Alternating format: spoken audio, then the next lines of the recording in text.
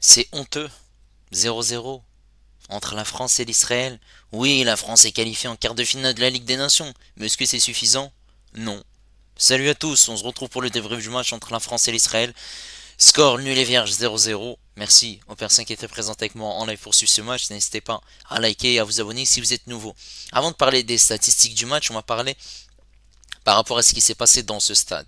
Alors, il y avait pas beaucoup de supporters.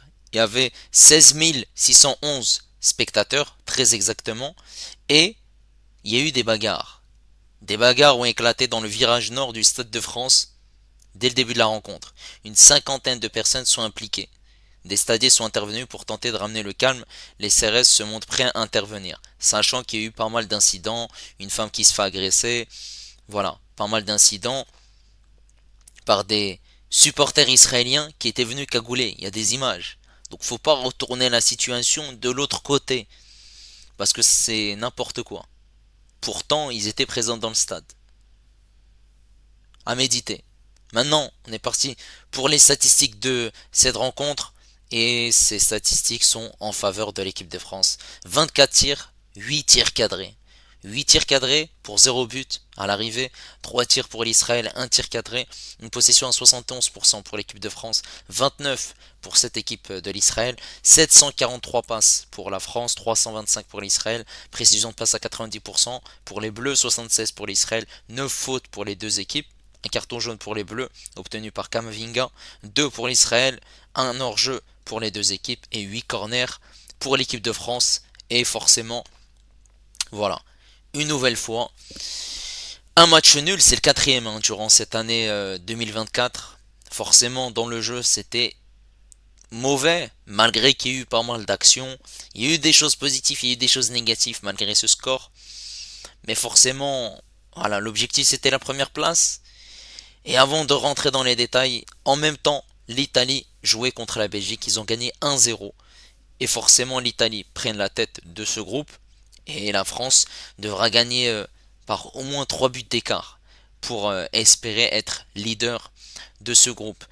Donc, maintenant, physionomie de match, et bah, l'équipe de France a attaqué, a eu des occasions. Il y a eu quand même une énorme situation pour cette équipe de l'Israël où ils sont pas passés loin de marquer. On a vu une équipe de France qui aurait dû faire largement plus. Ils ont insisté, mais je pense qu'à mon avis, s'ils auraient joué le match 3 heures, ce gardien-là, Perez, qui a fait un énorme match malgré tout, bah, il a fait quand même pas mal d'arrêts. Forcément, une équipe de France qui était décevante dans le contenu. Voilà. C'était compliqué malgré tout, hein. Normalement, quant à ces joueurs qui jouent au Paris Saint-Germain, au Real Madrid, au Bayern Munich, au Barça, au Milan AC, on va pas citer tous les clubs, mais sur le papier, tu dois largement gagner face à cette équipe de l'Israël, sachant que, voilà, au mois d'octobre, la France avait gagné avec un score très large, 4 buts à 1. Face à cette même équipe de l'Israël, et forcément, avec un bloc très bas, cette équipe de l'Israël a trouvé la solution pour contenir ses bleus. C'est décevant et forcément, hein, 0 but au compteur.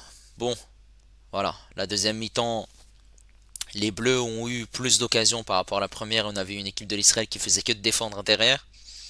Voilà, malheureusement, on va pas retenir grand chose de cette rencontre. Maintenant, on va parler de la prestation des Bleus. On va commencer par Maignan qui n'a pas eu grand chose à faire durant cette rencontre. Il était plutôt tranquille. Voilà, il n'y a pas eu des arrêts. Voilà, seulement 3 tirs, un tir cadré pour cette équipe de l'Israël. Donc il était plutôt serein. Maintenant sur le côté droit, on avait un Jules Koundé.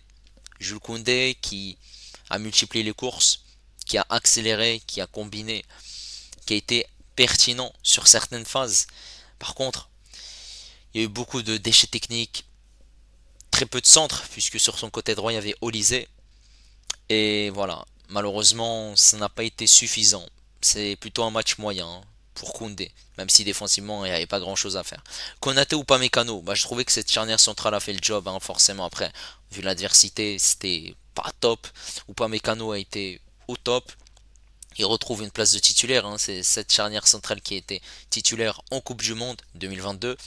Et Konaté a eu 3 occasions de la tête sur des coups de pied arrêtés qu'il aurait dû mettre, que ce soit sur coup franc ou corner. C'est dommage, malheureusement. Voilà, il est passé à côté. au niveau de ses têtes, mais il aurait dû faire largement mieux, mais sinon défensivement, voilà, ils ont été bons.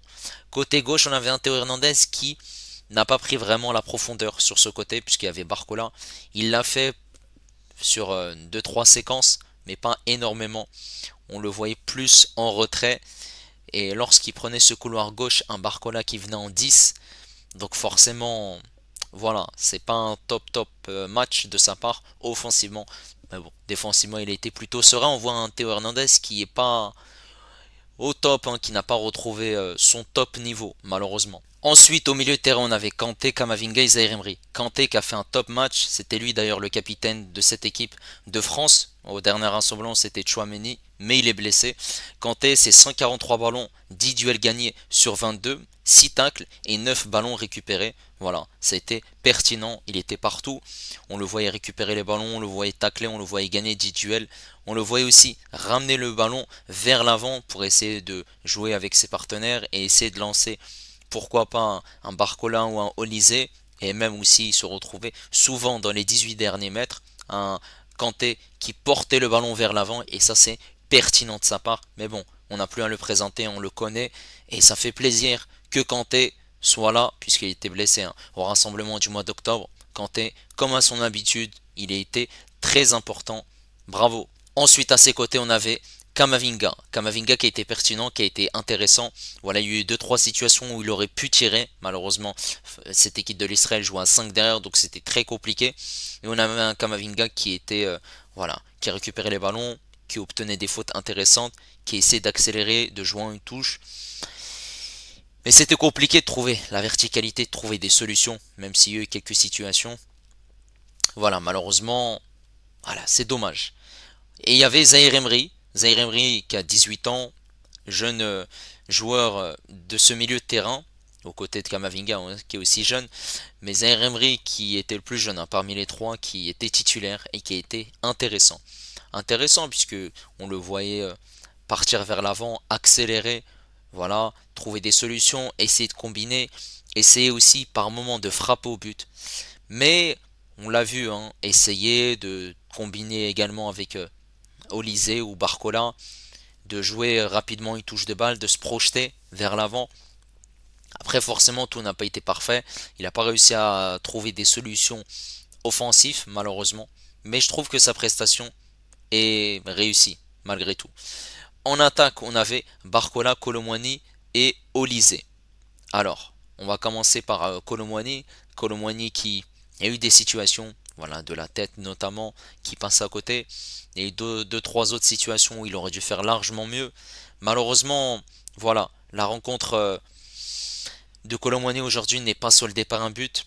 Après, forcément, il aurait dû faire mieux de dans ses déplacements, dans ses combinaisons. Après, il a obtenu des fautes pertinentes, mais c'était pas un match flamboyant de sa part, puisqu'il n'a pas marqué, même s'il reste le meilleur buteur hein, de l'équipe de France durant cette année 2024. Voilà. Sur ce côté droit, on avait Olysée. Olysée qui voilà, a essayé de combiner, mais je l'ai trouvé pas vraiment au top. On le voyait beaucoup revenir au niveau de la ligne médiane pour essayer d'avoir des ballons, puisqu'il arrivait très peu à faire la différence vu qu'il y avait une prise à deux sur son côté droit et forcément il avait besoin du soutien de Koundé pour s'appuyer sur lui et aussi voilà remettre le ballon de nouveau pour Olysée. C'était compliqué, il a eu quelques situations, il s'est retrouvé dans cette surface de réparation, il y a eu cette frappe, forcément voilà, il y a eu malheureusement il n'y a pas eu de but, mais bon, il y a eu quand même des situations où il aurait dû faire largement mieux. Après, est-ce qu'il a marqué des points durant cette rencontre? Ça m'étonnerait, mais bon, voilà, on a été malmené hein, par cette équipe de l'Israël qui a mis un bloc bas et qui nous a posé énormément de difficultés. Sur ce côté gauche, on avait un Barcola qui a fait des différences, qui a dribblé, qui est rentré dans cette surface de réparation, qui a fait des passes en retrait, qui a centré, qui a tiré. Forcément, beaucoup de manque de réussite. Il n'a pas été lucide et efficace dans le dernier geste, mais l'efficacité ne vient pas que de lui, elle vient de toute l'équipe de France. Voilà, malheureusement, on n'a pas été juste dans le dernier geste. C'est dommage. Après, forcément, Deschamps a essayé de faire entrer d'autres joueurs comme Nkunku, Coman sur les côtés. Rabiot et Marcus Thuram qui est rentré, donc on joue avec deux buteurs en fin de match, Kolo Muani et Marcus Thuram. Et forcément, voilà, malgré cela, l'équipe de France a insisté. Il y a eu pas mal de frappes en dehors de la surface de réparation. Voilà. Et il y a pas mal de situations où il y a eu des arrêts de ce gardien Pérez.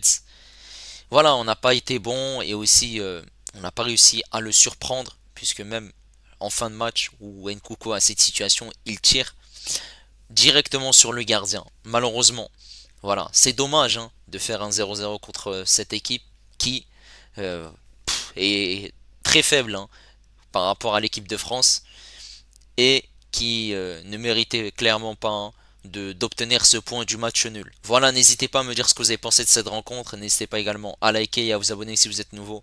Et moi, je vous dis à la prochaine. Ciao les amis.